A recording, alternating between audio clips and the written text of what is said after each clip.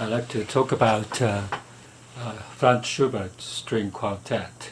The reason why I like to talk about all of a sudden about that is because I got this brand new CD box set of string quartets of this French group, Modigliani Quartet. Modigliani is the I think Italian artist, like a modern, like a portrait type of very long-faced, narrow eyes, and so forth. It's very, very popular all over the world now. And when they formed they are French people. They formed their group in Paris. I think they have exhibitions of Modigliani. And they really liked that particular exhibition. So that's why they took the Modigliani name and Modigliani Quartet. And so I got interested in just watching the video in the YouTube. There's not so many videos on the YouTube by them, but wow, maybe I should invest myself a little bit in string quartet of Schubert. And other one I have is for a long time, the Mirage Quartet, playing string quartets, and this is also this is a 6 CD set, and this is I think a 5 CD set. And so I had this, but well, maybe I should invest myself on this one because kind of interesting. And this one has each one has this title, okay, and title is like a clear, obscure, right, and number 12 and 7 and 15 in it, and the harmony. This is number 1, number 4, number 13 in it, and at the dam, number 5, 9, and 14 in it. To chant 2, number 2, number 6, number 10, and classicism, number 3, number 8, number 11.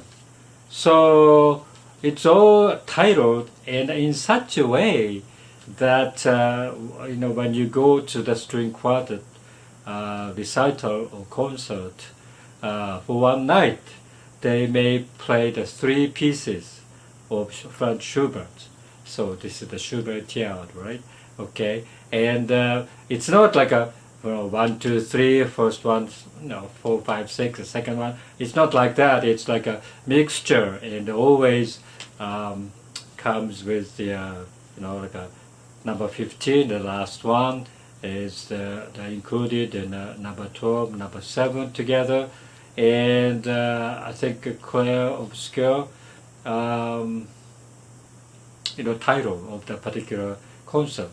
So I thought it was very interesting, and indeed, when I play, when I go to bed, I played this CD, one CD at a time, and it's like, it's like you are attending the concert of that particular evening, and you listen to some of the Franz Schubert's greatest string quartet, and I love that.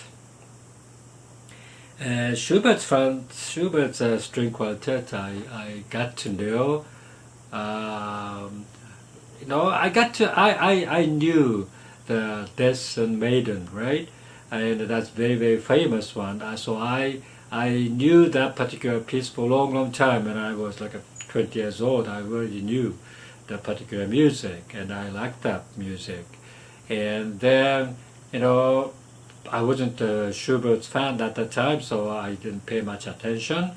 And then, I think, much, much later, when I was like 30, 35-ish, I think, 30 maybe, I got this LP in the US, and it has, it says title of the LP is like a romantic string quartet or something like that.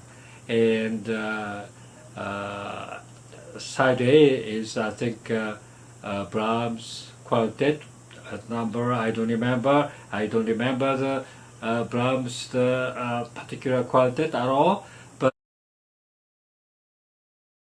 But the other side was Schubert's number 13, which from first hearing again, I was taken.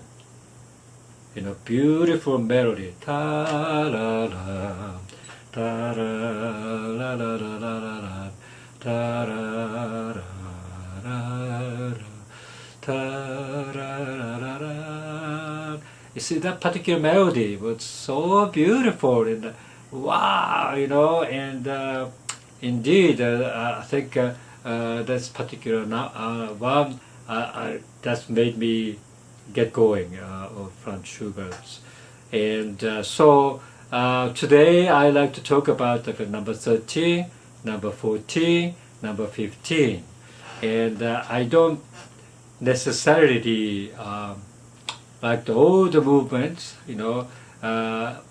just like I sang number 13, the first movement was beautiful. Second movement is I think the Rosamundes. Rosamunde is like, I think, orchestral pieces for the particular maybe operatic type of stage production. And but that particular music was composed ta ta ta ta ta la la la tan ta ta ta tan tan ta ra ra ra ra. I know this music also because of this orchestral music by Schubert. But the second movement is a particular same melodies, but it's a string quartet version. And so I really like that second movement as well. But in the orchestra version, there is this part which changed to the minor key in a beautiful passage of this particular music. But in the string quartet version, second movement of number 13, didn't have that. So that particularly, I think it's a little bit disappointing, but nonetheless, number 13, it was great, great music. Number 14, as I said before, I knew that music for a longer time because it's very, very popular string quartet all over the world and all across the genre. You got to know them after a while, So I know and I love that particular music. Then when I came to the U.S. and kind of associate that particular second movement, I will Descent Maiden, right? Descent Maiden is based on the Schubert's song. The same melody was used in the Schubert's song. So that particular melody was used in the second movement, and it's a variation. So each variation, as a like a layman of classical music like me, could also recognize a particular thing is a variation. A little bit different type of variation there, but those melodies are recognizable each time. So I love that particular passage, and when I think of this particular music, and I, of course, because the title is Death and the Maiden, right? And so I kind of visualize a particular dead princess. I think there's a lot of painting of Shakespeare's Hamlet, Ophelia's dying in the water, submerged in the water, um, and she kind of drowned herself in the stream after Hamlet got crazy a little bit. And so in that particular image, kind of a very, very strong to me. And so for some reason, even now, if I get sick, a little bit, cold, infected, very, very feverish or something, I remember the particular music, and I tend to listen to that music. And also when I listen to the music of this maiden, I tend to remember that this is the music I have to listen to when I get sick. So that's when that particular number 14. I think number 14, string quartet, is I think a masterpiece. I would say beautiful, beautiful, and very, very dramatic as well. And then after listening to 13 and 14, of course, you want to listen to number 15, which is the last string quartet by Schubert. And in this one, the second movement is very kind of a simplistic but beautiful melody, and also it's all it's romantic, but it's kind of it's okay. You suffered in this life. It's okay. Everything is okay. Everything is taken care of. You just relax and you just feel. You take it. This life is as it is, but it's okay. And so it's in that particular melodies, and I cannot sing for you because I cannot do that.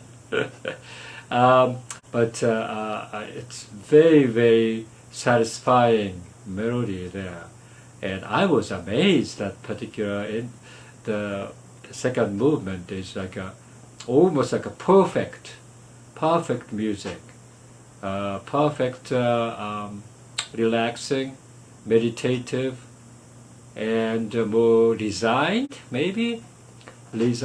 attitude of the life that you are having, but nonetheless it's complete. Therefore, it is perfect condition, perfect situation of the living that you are in, and it ends like that.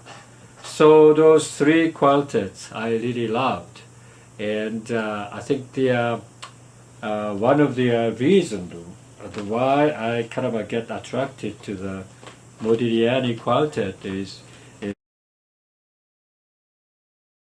because they are French. Why French? Because some of the countries that I visited outside the U.S. and outside Japan is the European country, especially France, because my second foreign language is French. I studied a lot, but I still cannot understand and cannot speak. But I went there. It's about 1990, probably about 1990. Yeah, and I stayed there like 2 weeks, I think. And during that time in Paris, I went out in the evening time, and that's like a July time, and it's most people in Paris are on vacation. Therefore, not so many people who work there, not that many. But I think lots of tourists there, and evening time they have this concert, and a little concert like at the church, or some very, very historical monument area. They have a little concert, and you pay a small amount of money, but you attend, and it is like a venue is very small, like a little church or anything like that. And what I remember is I went to the Franz Schubert's Trout Quintet, piano quintet concert in Paris, and that particular night, only the very like a young, I know they're like a 16 or 17 or 18 young artist players came in and they played this the piano quintet, throughout quintet, and I couldn't forget about that experience that I had that very quaint church, and there's so many people attending the concert, and I was like sitting like second row or third row from the front, and I could see them just in front of me, and they are more or less like a young students type of people. And they look very young to me, but maybe could be they're 20 years old or more than 20 years old. I don't know. And so particular occasion was very precious to me. So ever since then, I kind of try to reminisce that particular experience by listening to the classical music played by French artists.